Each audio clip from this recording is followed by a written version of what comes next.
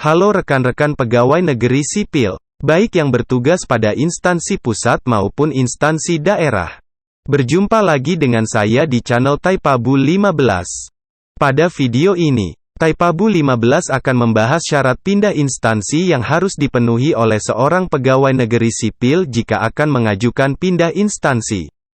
Sebelum kita simak videonya, kepada rekan-rekan pegawai negeri sipil yang belum subscribe channel ini, silahkan subscribe dan simak videonya sampai selesai.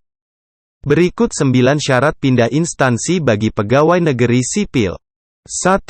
Dokumen analisis jabatan dan analisis beban kerja terhadap jabatan pegawai negeri sipil yang akan dimutasi. 2. Surat permohonan mutasi dari pegawai negeri sipil yang bersangkutan. 3. Surat usul mutasi dari pejabat pembina kepegawaian instansi penerima dengan menyebutkan jabatan yang akan diduduki. 4. Surat persetujuan mutasi dari pejabat pembina kepegawaian instansi asal dengan menyebutkan jabatan yang akan diduduki.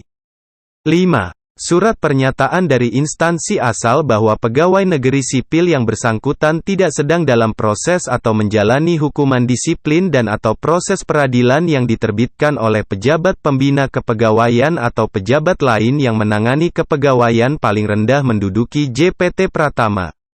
6. Salinan sah keputusan dalam pangkat dan atau jabatan terakhir. 7. Salinan sah penilaian prestasi kerja bernilai baik dalam 2 tahun terakhir.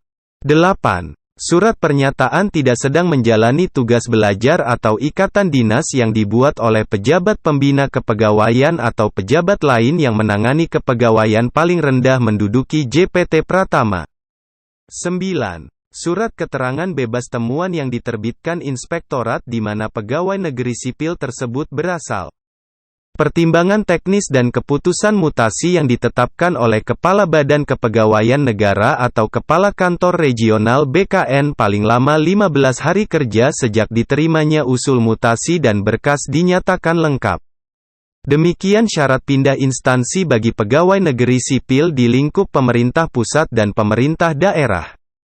Terima kasih atas kunjungan Anda. Jika berkenan jangan lupa like, komentar dan subscribe channel ini, agar channel ini tetap konsisten membahas info-info ASN, pendidikan, tutorial dapodik serta info seleksi calon pegawai negeri sipil dan calon pegawai pemerintah dengan perjanjian kerja.